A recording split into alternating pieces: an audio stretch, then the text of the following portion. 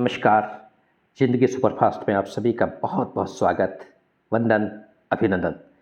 मैं मंगल स्वरूप उपस्थित हूँ आज एक और कहानी के साथ। कहानी का शीर्षक है कश्मीरी सेब और इस कहानी को लिखा है मुंशी प्रेमचंद जी ने। तो सुनते हैं कश्मीरी सेब। कल शाम को चौक में 2-4 ज़रूरी चीज़ें खरीदने गया था। पंजाबी मेवा फरोशों की दुकानें रास्ते में ही पड़ती हैं। एक दुकान पर बहुत अच्छे रंगदार गुलाबी सेब सजे हुए नजर आए। जी ललचा उठा। आजकल शिक्षित समाज में विटामिन और प्रोटीन के शब्दों में विचार करने की प्रवृत्ति हो गई है। टमाटो को पहले कोई सेंत में भी न पूछता था, अब टमाटो भोजन का आवश्यक अंग बन गया है। गाजर भी पहले गरीबों के पेट भरने की चीज़ थी। अमीर लोग तो उसका हलवा ही खाते थे, मगर अब पता चला कि गाजर में भी बहुत विटामिन है, इसलिए गाजर को भी मेज़ों पर स्थान मिलने लगा है। और सेबों के विषय में तो यह कहा ही जाता है कि एक रोज़ सेब खाइए और आपको डॉक्टर की ज़रूरत ही न पड़ेगी। डॉक्टर से बचने के लिए हम नीम कोड़ी तक खाने को तैयार हो सकते हैं। सेब तो रस और स्वाद में अगर आम से बढ़कर नहीं है तो घटकर भी नहीं है।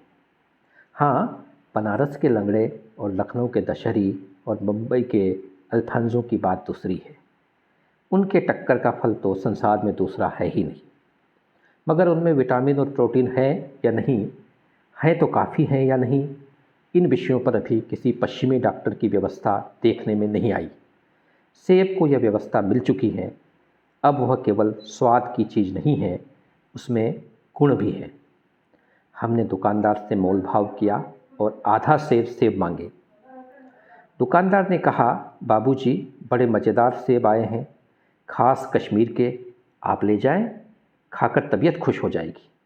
मैंने रुमाल निकालकर उसे देते हुए कहा, चुन चुन कर रखना। दुकानदार ने तराजू उठाई और अपने नौकर से बोला, लौंडे, आधे सेर कश्मीरी सेब निकाल ला, चुन कर लाना। लौंडा 4 सेब लाया। दुकानदार ने तोला, एक लिफाफे में उन्हें रखा और रुमाल में बांधकर मुझे दे दिया। मैंने 4 आने उसके हाथ में रखे। घर आकर लिफाफा जो का त्यों रख दिया। रात को सेब या कोई दूसरा फल खाने का कायदा नहीं है। फल खाने का समय तो प्रातःकाल है। आज सुबह मुंह हाथ धोकर जो नाश्ता करने के लिए एक सेब निकाला तो सड़ा हुआ था। 1 रुपये के आकार का छिलका गल गया था। समझा रात को दुकानदार ने देखा न होगा। दूसरा निकाला, मगर यह आधा सड़ा हुआ था। अब संदेह हुआ, दुकानदार ने मुझे धोखा तो नहीं दिया। तीसरा सेब निकाला, यह सड़ा तो न था, मगर एक तरफ दबकर बिल्कुल पिचक गया था। चौथा सेब देखा, वह यूँ तो बेदाग था, मगर उसमें एक काला सुराख था, जैसा अक्सर बैरों में होता है। काटा तो भीतर वैसे ही धब्बे, जैसे कीड़े बेरे में होते हैं। एक सेब भी खाने लायक नहीं। 4 आने पैसे का इतना गम न हुआ जितना समाज के इस चारित्रिक पतन का। दुकानदार ने जानबूझकर मेरे साथ धोखेबाजी का व्यवहार किया। एक सेब सड़ा हुआ होता तो मैं उसको क्षमा के योग्य समझता। सोचता उसकी निगाह न पड़ी होगी, मगर 4 के 4 खराब सेब निकल जाए, यह तो साफ धोखा है। मगर इस धोखे में मेरा भी सहयोग था। मेरा उसके हाथ में रुमाल रख देना मानो उसे धोखा देने की प्रेरणा थी। उसने भाप लिया कि महाशय अपनी आँखों से काम लेने वाले जीव नहीं हैं और न इतने चौकस हैं कि उसे घर से लौटाने आए।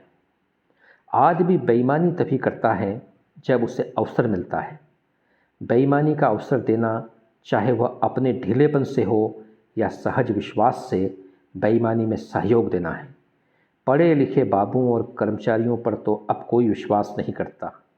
किसी थाने या कचहरी या म्यूनसिपालिटी में चले जाइए, आपकी ऐसी दुर्गति होगी कि आप बड़ी से बड़ी हानि उठाकर भी उधर न जाएंगे। व्यापारियों की साख अभी तक बनी हुई है।